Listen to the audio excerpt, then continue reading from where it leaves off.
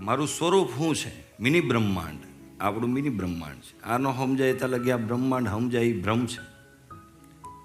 થોડીક એની માહિતી બાકી રહી ગઈ છે, એની આપણે ચર્ચા પૂરી કરી. તમને થોડુંક બોરિંગ લાગશે, એનું કારણ છે તમને કે એમ થાય કે આ બધું શું છે. એમ કાલ શરૂઆતમાં જેમ તમને 15-20 મિનિટ અડધી કલાક થતું હતું કે આ શું છે, એનું કારણ છે કે આપણે આટલા વર્ષોથી આપણું અસ્તિત્વ, હું આ છું, હું આમ છું, મારી ઓળખ આ છે, કાકાએ, ફુવાએ, ફૈબાએ, આજુબાજુવાળાએ બધાએ ઓળખાણ જે આપી હોય, એ ઓળખ આપણે જે સ્થાપિત કરી હોય, એ ઓળખ ઉપર કોઈ સીધો ઘા મારે આવીને સીધો જ, તો થોડીક તકલીફ પડે, જેથી કરીને બોરિંગ લાગે. કોઈ તમને એમ કે તમે આ છો નહીં. હવે આપણે કોઈ લગ્નની અંદર જાય, તમે કોઈ લગ્નની અંદર જાઓ અને તમારા મુખ્ય મહેમાન તરીકે ગયા હોય અને તમે જેવા જાવ એમ તમારા શેરવાની પકડે અને શેરવાની સામું જોઈને એમ કે વાહ જોરદાર શેરવાની, આવો શેરવાની, તમે જમશો શેરવાની? આહા હા હા. પછી ચોવણું પકડે ને ઘડીક તો આહા હા, નાડી બાડી બહુ જોરદાર.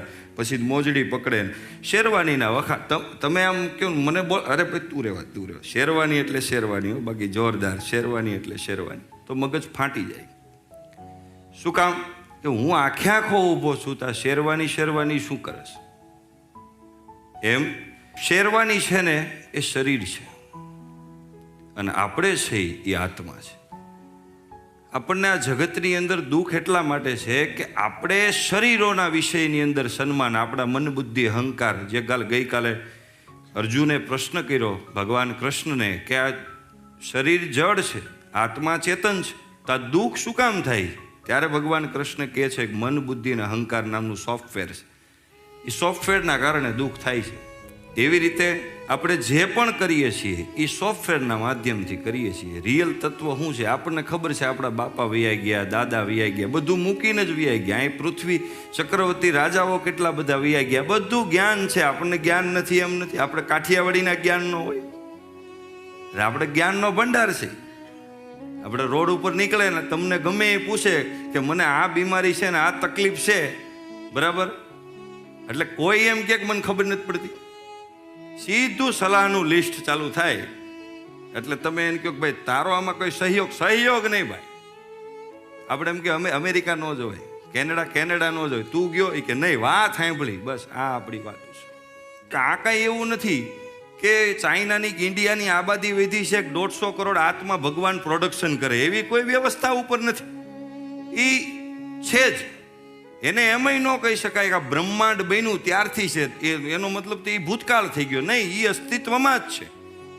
જે દિવસનું આ સમષ્ટિ જગત છે તે દુનું છે.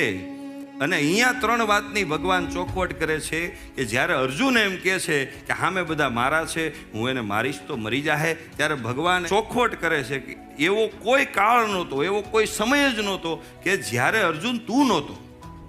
એવો કોઈ સમય જ નહોતો કે અર્જુન જ્યારે આ રાજાઓ નહોતા. 2 વાતની ચોખવટ કરે. કદાચ અર્જુનને એમ કે તું નહોતો, હાલો એની યારે ચર્ચા થાય, પણ રાજાની પણ સાથે કહે છે કે એવો કોઈ સમય નહોતો કે જ્યારે રાજાઓ નહોતા. અને ત્યાં અર્જુનને પ્રશ્ન થાય આને હું મારી નાખીશ તો આ નહીં વધે, ત્યારે ભગવાન એમ કહે છે એવો કોઈ સમય જ નહીં હોય કે જ્યારે આ લોકો નહીં હોય. એટલે આત્મા સચ્ચિદાનંદ છે, એ ક્યારેય મરતો નથી. પ્રશ્ન થાય કે હાલો આત્મા આત્મા આત્મા આત્મા કોઈ કાલના એ કરે છે તો આ હશે કેવો? સવાલ તો થાય ને, હશે કેવો, કેવો લાગતો હશે, કેવું રૂપ હશે? ભગવાન ગીતાની અંદર એની વ્યાખ્યા કરે છે. આત્માની સાઈઝ ભગવાન શ્લોક દ્વારા સમજાવે. હું તમને શુદ્ધ ગુજરાતી દેશીમાં કહું કે વાળ જે હોય એનો પોઈન્ટ જે આગળનો હોય એના 100 ભાગ કરવાના, વાળના આગળના અગ્રભાગના 100 ભાગ કરવાના. એ 100 ભાગના એક ભાગના 100 કરવાના. અને એ 10,000મો ભાગ આવે વાળનો આગળનો પોઈન્ટનો, એ આત્માની સાઈઝ. એ સાઈઝ બતાવી છે ભગવાને ગીતામાં કે આવડો આત્મા હોય છે. અને બીજી વસ્તુ કે પરમાત્મા તો આત્માથી પણ સૂક્ષ્મ છે. પરમાત્મા સૂક્ષ્મ છે અને વિરાટ પણ છે. સાહેબ, એ હિપ્પોપોટેમસ હોય ને એના હૃદયમાં પણ વાસ કરે, એની સાઈઝ એટલી જ હોય. અને કીડીમાં હોય એની સાઈઝ પણ એટલી જ. શરીરોની અંદર પરિવર્તન થાય છે દોસ્તો, આત્મા નથી બદલાતો. વૈજ્ઞાનિકો આ વાતને માનવા તૈયાર નહોતા પહેલા, એનું કારણ કે એ વિરોધ કરતા હતા, એક એક્ઝામ્પલથી વિરોધ કરતા હતા કે ભાઈ જ્યારે અળસિયાના 2 ભાગ કરો તો 2 ભાગ હાલવા માંડે, તો આત્મા એક છે તો 2 ભાગ હાલે શું કામ? આ રીતે એ લોકોનો વિરોધ હતો. પણ હવે તો એ માને છે, પણ સૂર્યાસ્ત થઈ જાય પછી પણ થોડુંક સૂર્યનું અંજવાળું આ પૃથ્વી ઉપર હોય છે. એવી રીતના આત્મા છે ચેતનાનો સ્ત્રોત, જે આપણા શરીરની અંદર અંગે અંગ એકબીજા, આપણે ગઈકાલે વાત કરી, પગમાં કાંટો લાગે મગજ કે હાથથી કાઢ લઈ, એ ચેતના છે. એ ચેતના દ્વારા એ અમુક સમય સુધી જીવિત રહે છે. આપણે તમે બધાએ સાંભળ્યું છે, ગરોડીની પૂંછડી કાપો તો ગરોડી હલતી હોય, પણ એ થોડોક સમય, કારણ કે એની અંદર ચેતના છે. આપણે ગુજરી જાય માણા, બરાબર, માણા આવી ગયો, પાછળ આપણે રોય કે નહીં? તડફડિયા મારી છે કે નહીં? આપણે મારી, ગુજરી ગયો માણા, રોય આપણે. શું કામ? કનેક્શન. આ બધા સ્ટેટમેન્ટ હું ભગવદ્ ગીતાના કહું છું. તમને હું અઘરી ભાષામાં નહીં, શ્લોક સાથે નથી સમજાવતો, અને એવો પ્રયાસ નથી કરવો, નહીંતર તમને ઘણું અઘરું લાગશે. બહુ ટૂંકી ભાષામાં આ છે બધા શ્લોક, તમે ભગવદ્ ગીતા વાંચજો, અને ગેરંટી સાથે આ 3 દિવસનો કોર્સ કરશો. પછી મારી એટલી જ ઈચ્છા છે કે તમે જ્યારે ભગવદ્ ગીતા વાંચો ત્યારે એક પ્રશ્ન ન રહેવો જોઈએ, મને સમજાતી નથી, બસ આ પ્રશ્ન ન રહેવો જોઈએ. સિમ્પલ તમે ભગવદ્ ગીતાનું વાંચન કરો, અને આપણે જેમ કહીએ છીએ વસુદેવ કુટુંબકમ, જ્યારે વ્યક્તિત્વનો વિકાસ થાય ત્યારે કુટુંબ આખું બદલે છે, સમાજ બદલે છે, રાષ્ટ્ર બદલે છે. એવી રીતના આત્માની સાઈઝ તમને બતાવી. અગ્નિથી બાળી નથી શકાતો, એને કોઈ બાળી ન શકે. આ વૈજ્ઞાનિકો પણ નહોતા માનતા, પણ વર્ષો પહેલાં કેમિકલ ફેક્ટરીની અંદર જલદ પ્રકારનું કેમિકલ વર્ષો સુધી રાખવામાં આવ્યું. ઘણા વર્ષો થઈ ગયા પછી ફેક્ટરીના જે કાંઈ ઓનરો હતા એ કેમિકલ ખોલ્યું તો એની અંદર જીવાતું. હવે એ કેમિકલ એવું કે એમાં ગમે એ વસ્તુ જાય એટલે સળગી જાય. તો પ્રશ્ન થયો કે આ જીવાતું શું કામ? અને જેવો કેમિકલનો નાશ કર્યો એ ભેગઈ એ જીવાતું મરી ગઈ. પછી શોધાણા કે ફાયર બેક્ટેરિયા. આ વાત ગીતામાં ભગવાને 5000 વર્ષ પહેલાં અર્જુનને કીધી. બોલો, આપણે આના સ્ટેટમેન્ટ ઉપર ભરોસો નથી. કોક અમેરિકાનો માણા અને કોક વૈજ્ઞાનિક એમ કે આ સાચું, એટલે આપણે ઝંડો લઈને ફરી કે આ સાચું. જીન્સ પહેરવાની મનાઈ નથી, ઇંગ્લિશ બોલવાની મનાઈ નથી, કારણ કે એ ટેલેન્ટ તો હોવું જ જોઈએ. આપણો બંદો ગમે ત્યાં ઊભો રહેવો જોઈએ તો પિસ્તોલ જેવો હોવો જોઈએ, ક્યાંય પાછો ન પડવો જોઈએ. એના માટે બધી વસ્તુ કરવાની, પણ સાથે સાથે આપણું મૂળ શું છે, આપણી પરંપરા શું છે, એનો આપણે ખ્યાલ હોવો જોઈએ. અને આત્મા સનાતન છે, એ ક્યારેય મરતો નથી, એ ક્યારેય જન્મતો નથી, એનો કોઈ જન્મ નથી. તો પ્રશ્ન થાય કે આત્મા છે એ જ પરમાત્મા છે? આપણી એક બહુ જૂની વ્યાખ્યા કે આત્મા એ જ પરમાત્મા છે, એમ નહીં. 2 વસ્તુનું ચોખવટ કરે છે ભગવાન, કે આત્માથી સૂક્ષ્મ પરમાત્મા છે, તો અલગ છે ને. હવે દાખલા તરીકે હું કામમાં હોય ને મારી બાજુ મારા મિત્ર ઊભા હોય, નિસર્ગભાઈ, મને ફોન કરે, મને કોઈ ફોન કરે એટલે હું ફોન આપી દઉં. એટલે કે બોલો ને શું કામ? કે ફલાણા ભાઈ બોલો, મારા પારસભાઈનું કામ. બોલો ને શું કામ છે? પણ એમ કહો ને, એટલે ભાઈ બોલો ને ભાઈ, કે મારા અંગત કામ છે. પણ બોલો ને ભાઈ સાહેબ, મારા અંગત કામ. અરે બોલો, અમે 2 એક જ છે. એણે શું કીધું? અમે 2 એક છે. તો હવે એક થઈ ગયા? એક નથી.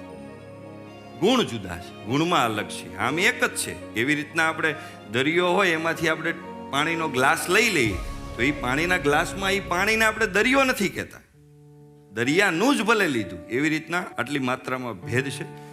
કર્મનો સિદ્ધાંત આપણે સમજીએ છીએ, પણ કોઈ દી આપણે સમજ્યા નહીં પુનર્જન્મ હોય કે ન હોય. ભારત વર્ષમાં તો કમસે કમ આ પ્રશ્ન ન થવો જોઈએ, કારણ કે અહીંયા ભૂવાને ડાકલા બહુ બધા છે.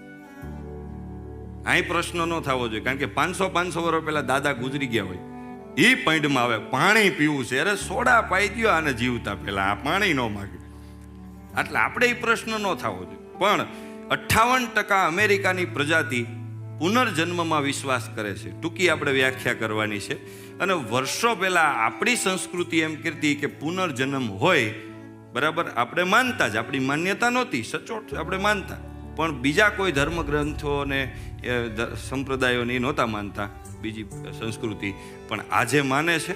અને આ સવાલ આપણે ભારત વર્ષમાં થવો ન જોઈએ. અને છતાંય થાય તો યુટ્યુબ ઉપર 3000થી વધારે કિસ્સા છે જેને પોતાના આગલા જન્મ યાદ રહી ગયા છે. પણ છતાંય આપણે ઘણા લોકો આમાં એવા બેઠા છે કે એમ નહીં, પ્રમાણથી સમજીએ. તો એના માટે આપણે પ્રમાણ 2-3 સમજવાના છે. લોકોનું એવું માનવું છે કે મર્યા પછી હું અત્યારે જલસો કરું, પરિસ્થિતિ આ છે, મર્યા પછી હું, હાલો કાંઈ વાંધો નહીં, આ વાત સાથે આપણે એગ્રી. તો અત્યારે આપણે જલસો કરી છીએ, બરાબર, તો હવે કોઈ પણ રીતે જલસો કરી આપણે, તો કયો જલસાની વાત કરો છો? આહાર, નિંદ્રા, ભય, મૈથુન, કયા જલસાની તમે વાત કરો છો? ગમે એ જલસો ઉપાડી લ્યો. હાલો, દારૂ પીવાની બહુ મજા આવે છે, હાલો એવી બોટલ દુનિયામાં ગોતી આવો કે એકવાર પીધો પછી બીજી વાર પીવો ન પડે. ટેમ્પરરી પાસે નહીં, આપણે ટૂંકમાં પછી કેવું થાય, આપણે એના ગુલામ થઈ જાય. હકીકતે આપણે એમ કહીએ હું આઝાદ છું, નહીં, આપણે કેટલી બધી વસ્તુના ગુલામ છે. ગુલામ ઘરથી ચાલુ કરો. વસ્તુ વ્યક્તિ આપણે કેટલા છે? હે, ઝૂકેગા નહીં સાલા. આ વાક્ય મેં પરણેલા મોઢે સૌજી કાકા નથી સાંભળ્યું.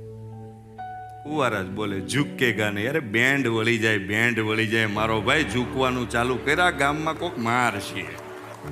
ઝૂકેગા નહીં હું, એ તો ફિલ્મ હતું, એ પૂરું કરી દીધું, એને રૂપિયા કમાઈ લીધા. તું ઝૂકવાનું ચાલુ કર મારો ભાઈ.